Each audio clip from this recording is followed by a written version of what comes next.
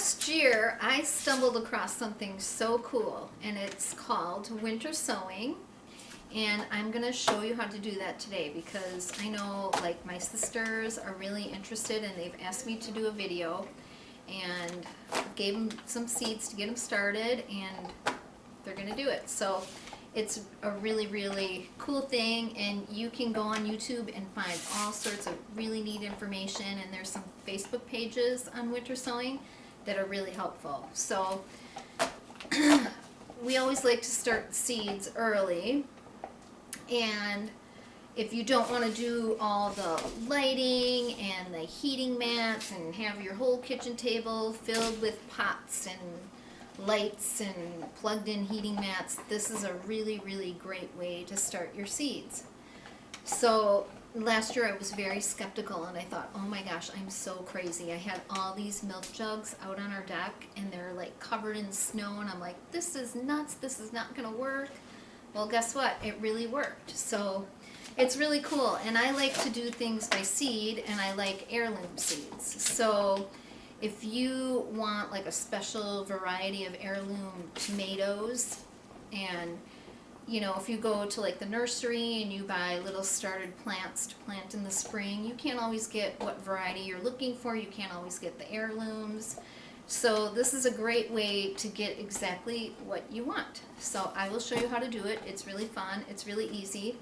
I like to play in the dirt, and let's face it, in Wisconsin, this is not the time of year to be playing in the dirt. So this is a good way to do that. So what you're going to need are your little mini greenhouses, and there's different things you can use. Most people use milk jugs. I have some starters here. So milk jug is a great one to use. This one is an apple cider vinegar container. So we got a lot of those. This is a juice container. So these are all great choices to use. You want something that's going to be transparent, that the sun will go through, and this is what you're going to need to do. So most people are going to probably start with a milk jug. So you're going to take your milk jug, and you don't need to sterilize it and all that. Just rinse it out really good, and then we used a Dremel tool to put drainage holes on the bottom, and also I like to put drainage holes along the sides as well. So that's really important. You're going to have to put holes in the bottom. We used a Dremel tool. You can, you know, if you're careful, you can use a knife. I don't know how safe that is.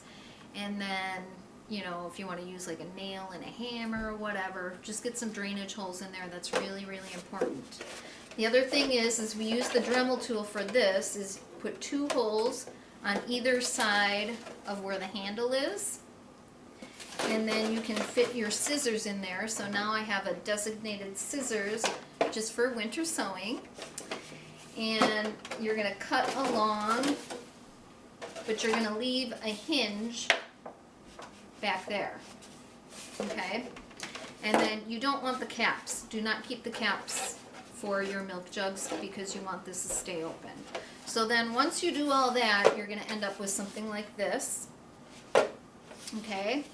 Then your next step will be to fill this with soil. So I'm going to go ahead and do that.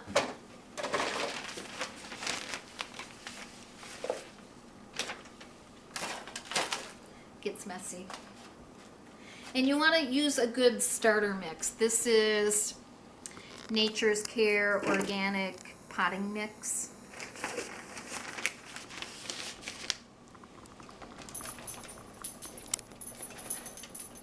So you want to fill it up, you know, full enough so that you're going to get a nice root system started in there, but you don't want it, you know, spilling out. So once you do this, you have to get the soil really wet. So I'm going to go ahead, take this to the sink, and I'm going to completely saturate this. It's really important to get it like really wet all throughout. So I'll be right back.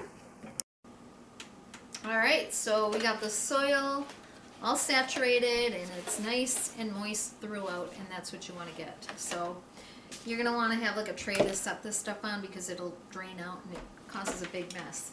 So one thing I did want to tell you is make sure that you label the outside of your milk jug or whatever container you're using. And last year I used a regular Sharpie, which worked good for a while, but the sun and the rain and the snow and all that stuff, it really faded. So I heard that there was an oil-based paint Sharpie. So that's what I'm using this year, and hopefully that'll not fade and it'll be better. So you want to label the outside with the name, like this one is Romanesco broccoli, and then you want to put the date. Today is March 4th, so I put March 4th. And, okay, so then you also want to have a label on the inside. So this is for the Romanesco broccoli. And it's actually just like a cut up beer can, PB Army. So I wrote the same thing on there, and you're gonna wanna place that inside your jug. Nothing worse than having seedlings and you're like, oh my gosh, what is that? I forgot what I planted in there. Because you know what, you're gonna be like me and you're gonna be obsessed with it, and you're gonna have like 100 jugs out on your deck or your patio or out in your yard.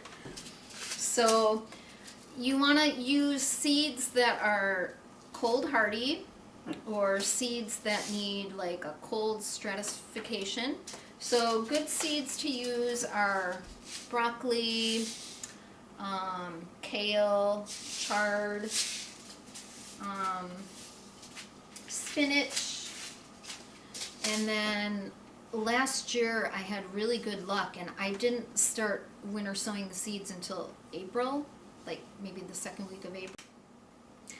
So last April, maybe like the second week, I started the tomatoes and tomatillas, and those did really, really well. And I'll show you a picture of what I got. I mean, I canned a whole bunch of salsa, and so it worked out really good for me. So anyways, also I have cabbage, and this is an old pack of seeds, but I'm hoping it's going to work. Some asparagus. Also last year I did some alpine strawberries, and I was just walking out in the yard today and I saw them, and it's actually starting to come back already. So those did really nicely. What else? I did rhubarb, what was it called? Victoria. I think it was called Victoria, from rareseeds.com. So anyways, this is what you're going to do. So this one, I already have it labeled on the inside and out. And then this is my other broccoli. I'm going to label the inside. And broccoli seeds are really, really small, and they look like little poppy seeds. So, I don't know if you can see them. They're really small. So I'm just going to take a few and sprinkle them on top of the soil.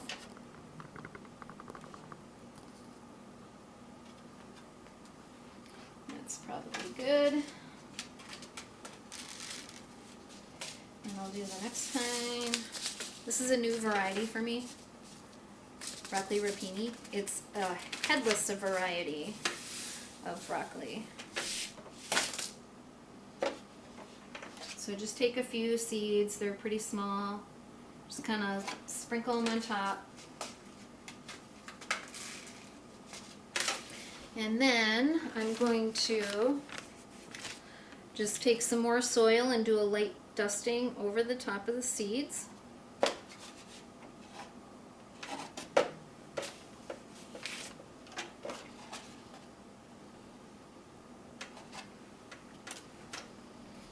Then you want to take a spray bottle of water and just generously spray the top of that. You want to make sure they're nice and moist. I know some people don't like the word moist. I don't know why. I think it's a good word. So get it nice and wet. Alright, so we did that.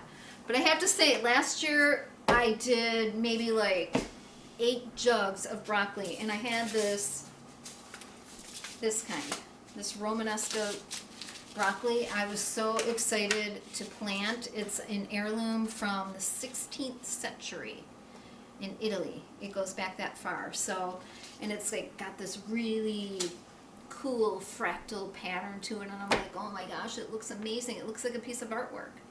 So I wanted to grow it so bad, and I had really nice seedlings. Everything was coming up great. They were healthy, wonderful seedlings. Took them out, planted them in the yard, and we have a horrible like cabbage moth problem and just bug issue with that. So this year I'm going to cover my seedlings with netting. So hopefully nothing can get in there and eat them, and because I was so excited and all that stuff just didn't do well. I had Brussels sprouts started, I had my broccoli, so that it didn't work out. So I'm hoping this year, so wish me luck. So after you do that, now comes the not so fun part. Make sure this is kind of dry because I just sprayed on there.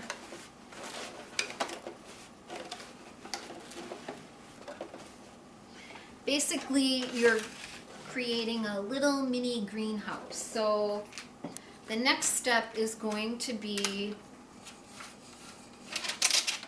the taping of it shut. And the thing that's kind of a bummer is milk jugs have this little round divot. They are a pain, and you want to make sure that that tapes up really good. Okay, so this one is all taped up, and you want to make sure you tape it up really good because you don't want to ruin that greenhouse effect that's going to happen in there. So this one is ready to go, so you would go set it outside on your patio, in your lawn somewhere, on your driveway, just somewhere where, you know, it won't get disturbed. So, and I've heard people having like critter issues. I haven't had that issue here, but I have them up on my deck. So anyway, so what you're going to see is you're going to see condensation forming on the inside, and that's what you want. So that greenhouse effect is working. And you just have to be really patient and let Mother Nature do her work, and the seeds will awaken when they want to and when they're supposed to. So I do have to say though that when you start getting seedlings, and if you have like a really cold night, you know, where it's really freezing and you have little green seedlings in there, that's when you're going to want to move your jugs into the garage or a shed or somewhere where they're going to be protected. Because last year, oh my gosh, I was so disappointed. I had like a huge container filled with all seedlings of basil, and I was so excited. I'm like, oh my gosh, my basil is doing so good, look at it. And then we had a cold snap one night, and I went out there, and just that one really cold night killed off all those little seedlings. I was so sad. So I don't want that to happen again. So, and I don't want it to happen to you. But this is ready to go outside, and you put it outside, you let it get rained on, you let it get snowed on, just sit it out there and let it be. You know, as long as you don't have seedlings coming up, you don't have to worry about pulling them in to your garage or anything. They're good to go. Keep them outside. You know, I think of it as like the crock pot of planting. Fix it and forget it. It kind of is. So you don't really have to water these either, because you'll notice like the condensation building up on there. That'll keep it moist. If you do have like a really dry spell, you might want to go out there with your spray bottle and just kind of spray in there. But I mean, with the rain and the snow and whatever, you know, I think we're getting like sleet and snow on Tuesday, so this is like the perfect time to put these out. So they'll just do their thing. And then in the spring, when you start getting your seedlings, and if you get a really warm day, then you're going to want to pop your lids open, because you don't want to bake your little seedlings either. But then at night, you're going to want to close this back up, tape it back up, and leave it be. So then when you are ready to plant, you're going to open this up, and you can, you know, make a cut down the side, and you can pull out your hunk of soil and then break it into the little seedlings. So it works really good, and I thought, oh my gosh, I'm so crazy. Look at me out there with all these milk jugs filled with snow. This is never going to work. And it worked, so I'm really happy about it. But anyway, so I'm going to finish the rest of mine. I have probably like 10 more to do for today, and then I'm sure I'm going to do lots more. So if you have any questions, let me know. Share the video. Share it to your friends, because everybody should know about this. It's such a great way to start your seedlings instead of having your table filled with all the equipment and doing that. The other nice thing about doing it this method is you don't have to harden off your seedlings like if you would. We used to try to grow tomatoes in the house, and they would be like spindly little seedlings that looked pathetic, and they never lasted. But you're supposed to like harden them off or dampen them off, whatever term you want to use, before you plant them in the garden.